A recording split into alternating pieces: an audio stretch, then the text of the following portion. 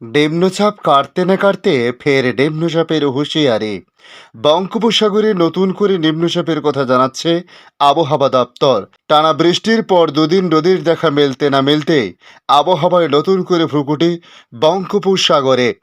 একটি ঘূর্ণাবর্ত তৈরির সম্ভাবনা চলতি সপ্তাহেই। তবে কি বৃষ্টিতে ভাসবে দুর্গাপুজো?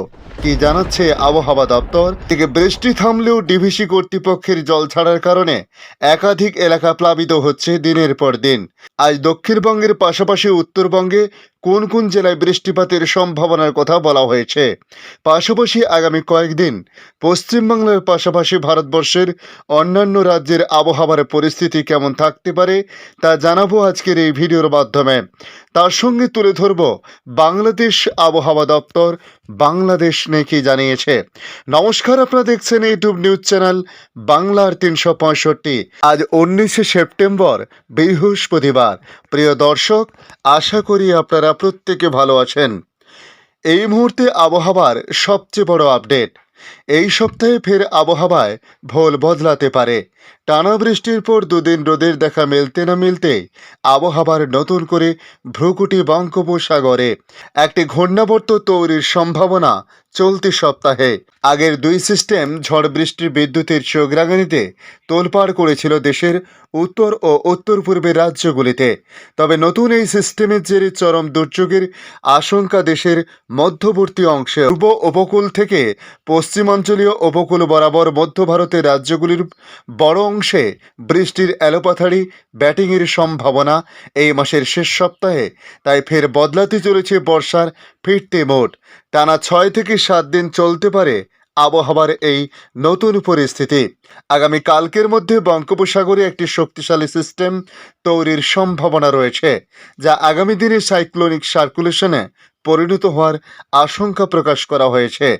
যার জেরে ২৩শে সেপ্টেম্বর একটি নিম্নচাপের ক্ষেত্র তৈরি হতে পারে, যা পরবর্তী ২৪ ঘন্টা অর্থাৎ ২৪শে সেপ্টেম্বরে আরও শক্তি বাড়িয়ে পশ্চিমের দিকে অগ্রসর হবে এবং উড়িষ্যা থেকে গুজরাট এবং কঙ্কন পর্যন্ত বিস্তার করতে পারে। ২১শে সেপ্টেম্বর থেকে বৃষ্টি শুরু হবে।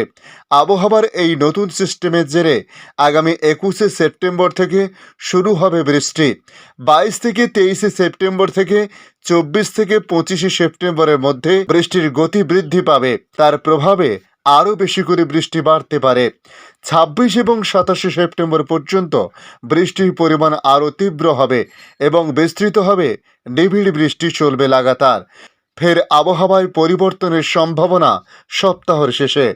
আবহাওয়ার নতুন সিস্টেমের জেরে ৪ থেকে ৫ দিন ব্যাপক ঝড় বৃষ্টির সম্ভাবনা।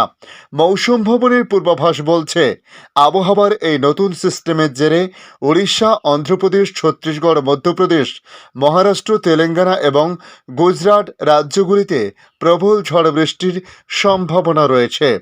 এদিকে পাশাপাশি কর্ণাটকের কিছু অংশ এবং পশ্চিম রাজস্থানের বাইরের অংশে ঝড় বৃষ্টির দুর্যোগ চলার সম্ভাবনার কথা বলা হয়েছে।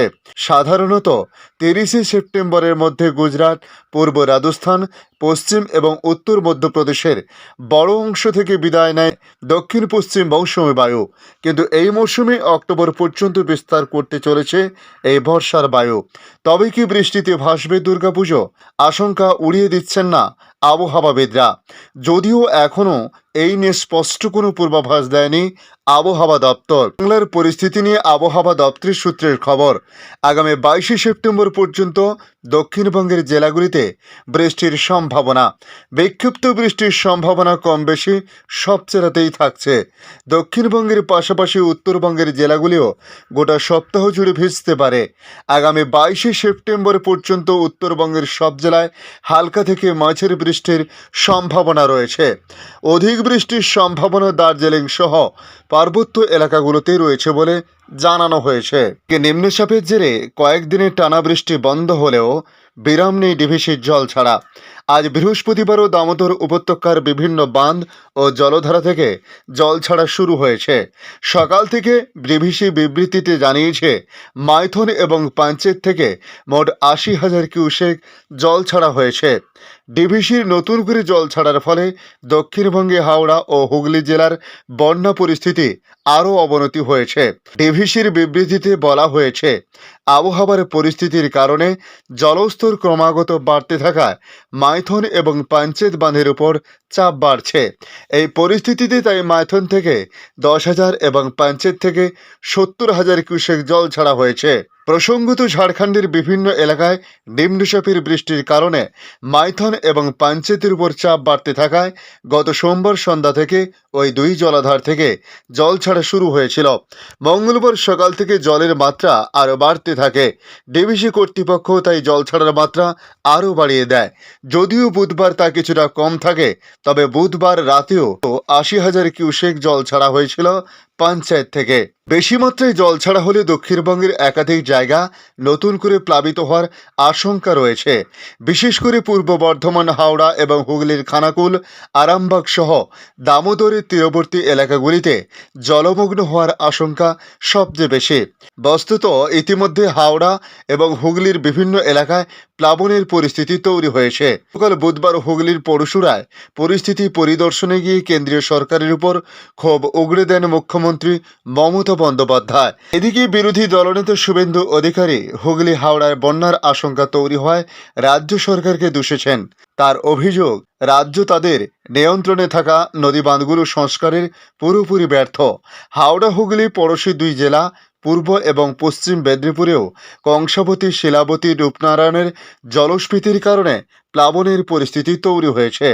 বুধবার ঘাটালে জলপ্লাবিত এলাকায় গিয়েও ডিভিসির ঘাড়ে দায় চাপিয়ে মুখ্যমন্ত্রী বলেন, অন্য রাজ্যকে বাঁচাতে বাংলাকে বঞ্চনা করা হচ্ছে। এদিকে বাংলাদেশ আবহাওয়া দপ্তর তাদের আপডেটে জানাচ্ছে, মৌসুমী বায়ু বাংলাদেশের উপর কম সক্রিয় এবং উত্তর বঙ্গোপসাগরে দুর্বল থেকে মাঝারি অবস্থায় রয়েছে। এই অবস্থায় সপ্তাহ জুড়ে সারা দেশে বৃষ্টিপাত কমে গরম বেড়েছে। এই গরম অব্যাহত থাকতে পারে আরও 3 দিন। আগামী সপ্তাহে বৃষ্টিপাতের প্রবণতা বৃদ্ধি পেলে গরম কমতে পারে বলে জানিয়েছে আবহাওয়া অফিস। এতে বলা হয়, আজ খুলনা, বরিশাল, চট্টগ্রাম বিভাগের কিছু কিছু জায়গা এবং রংপুর, রাজশাহী, ঢাকা, ময়মনসিংহ ও সিলেট বিভাগের 2-1 জায়গায় অস্থায়ীভাবে দমকা হাওয়া সহ হালকা থেকে মাঝারি ধরনের বৃষ্টি অথবা বজ্র সহ বৃষ্টি হতে পারে। সেই সঙ্গে দেশের কোথাও কোথাও মাঝারি ধরনের ভারী বর্ষণ হতে পারে। সারা দেশে দিন ও রাতের তাপমাত্রা প্রায় অপরিবর্তিত থাকতে পারে। এ সময় টাঙ্গাইল, কিশোরগঞ্জ ও নওগাঁ জেলা সহ রংপুর, ময়মনসিংহ ও সিলেট বিভাগের উপর দিয়ে মৃদু তাপপ্রবাহ বয়ে যাচ্ছে এবং তা অব্যাহত থাকতে পারে বলে জানানো হয়েছে। আবহাওয়াবিদ বজলুর রশিদ তিনি জানিয়েছেন, শুক্র ও শনিবার তাপমাত্রা অপরিবর্তিত থাকতে পারে, ফলে গরমও থাকবে। আপাতত দেশের উপকূলীয় অঞ্চলে বৃষ্টি ঝরবে। গরম কমার জন্য সারা দেশে ভারী বৃষ্টির অপেক্ষা করতে হবে বলে জানানো হয়েছে। আজকের আপডেট এই পর্যন্ত। পরবর্তী আপডেটের জন্য আমাদের এই ইউটিউব নিউজ চ্যানেলটিকে সাবস্ক্রাইব করে কাছে বেল চিহ্নতে ক্লিক করে অল চিহ্নতে প্রেস করে রাখার জন্য রিকোয়েস্ট করলাম। পাশাপাশি আপনারা কোথা থেকে ভিডিওটি দেখছেন অবশ্যই কমেন্ট বক্সে কমেন্ট করে জানাতে পারেন। ধন্যবাদ।